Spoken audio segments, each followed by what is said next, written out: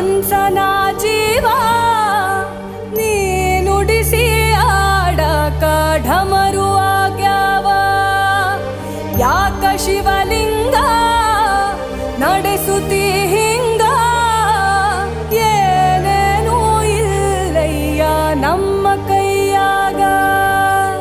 ಎಡವಿಸಿ ತಾಳ ಉರುಳಿಸಿ ದಾಳ ನಡೆಸಿದಿ